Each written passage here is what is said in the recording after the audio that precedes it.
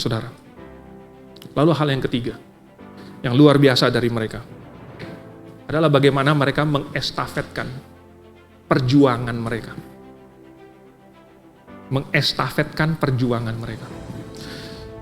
Musa waktu itu akan mati, dan Tuhan sudah kasih tahu Musa tidak akan memimpin mereka masuk Kanaan. Jadi harus ada pengganti. Kalau baru Musa cari-cari pengganti, ya, habis Tuhan suruh Musa ya, naik ke puncak gunung, lihat itu semua dataran, semua tanah Kanaan itu. Kamu tidak akan memasukinya. Kalau baru pada saat itu Musa mencari pengganti, terlambat. Saudara, beneran. Oleh sebab itu, maka Musa dari awal, sudah ada Yosua dan Kaleb. Orang-orang muda yang mengikuti dan melayani Musa sejak masa mudanya. Dan Kaleb yang punya iman itu juga. Dia minta apa? Dia minta Hebron.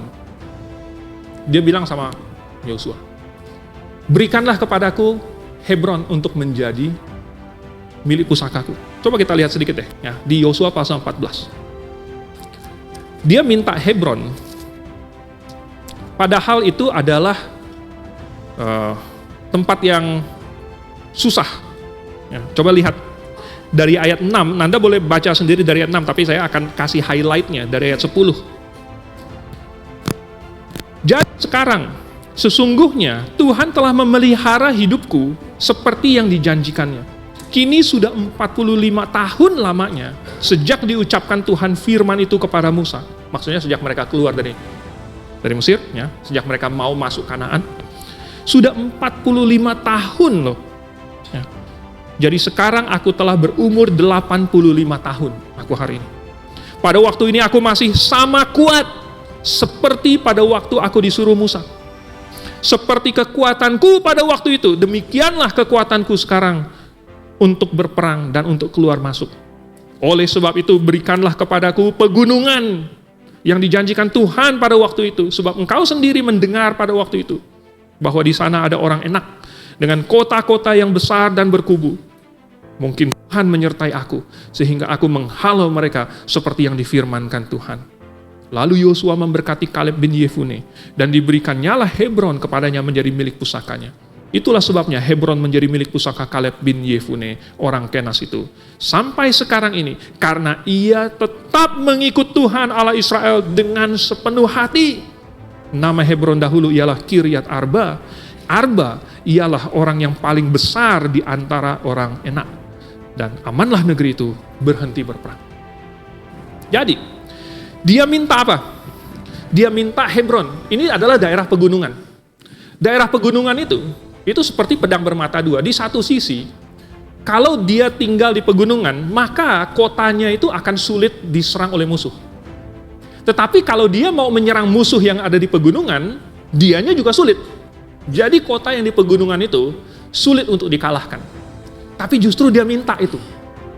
Dan alasannya sangat inspiratif. Dia bilang apa? Sudah umur 85. 45 tahun sejak pertama kali mereka mau masuk Kanaan. Mereka diutus 12 orang. Katanya kekuatannya masih sama seperti dulu. Umur 40, umur 85. Dia punya kekuatan yang sama. Dia bilang, saya kuat untuk keluar berperang. Karena saya kuat, maka kasih saya yang susah. Kasih saya yang sulit, yang berat, yang menantang. Karena orang lain tidak mampu. Orang lain sudah jadi tua, 85 sudah jadi kakek-kakek mungkin. Tetapi saya masih kuat. Dan karena saya masih kuat, kasih saya yang susah. Hai orang muda, jikalau kelemahanmu, kalau engkau lemah, maka Tuhan tidak akan kasih kamu tanggung jawab yang berat-berat. Tapi kalau kamu kuat, maka Tuhan bisa kasih kamu tanggung jawab yang lebih besar. Jadi jangan mengeluh kalau Tuhan memberikan kamu tubuh yang kuat, tubuh yang sehat. Karena Tuhan memberikan tubuh yang kuat dan sehat itu. Buat apa kalau bukan untuk dipakai? Buat apa Tuhan mengangkat Ester menjadi ratu? Kalau dia hanya diam-diam saja di istana Ahasiweros. Kalau dia diam diri ketika datang ancaman terhadap bangsanya. Buat apa Tuhan kasih Daniel kepandaian untuk menafsirkan mimpi? Buat apa Tuhan kasih kemampuan ini dan kemampuan itu, kekuatan, kalau bukan untuk dipakai? Jadi Tuhan telah menitipkan talenta, bakat, karunia-karunia kepada kita masing-masing secara unik. Tetapi Tuhan menitipkannya supaya kita memakainya. Kaleb waktu itu menyadari bahwa dia masih kuat berperang. Padahal usianya sudah tua. Berarti Tuhan mau memakai dia, Tuhan masih mau dia berperang. Kalau Tuhan nggak mau dia berperang lagi, ya udah Kaleb, kamu pensiun saja. Kamu nggak usah punya kekuatan itu. Tapi saudara, kalau Tuhan menuntut, ingat, supaya kita komit, maka Tuhan akan kasih juga supaya yang dia berikan kepada kita itu kita komitkan kepada Tuhan.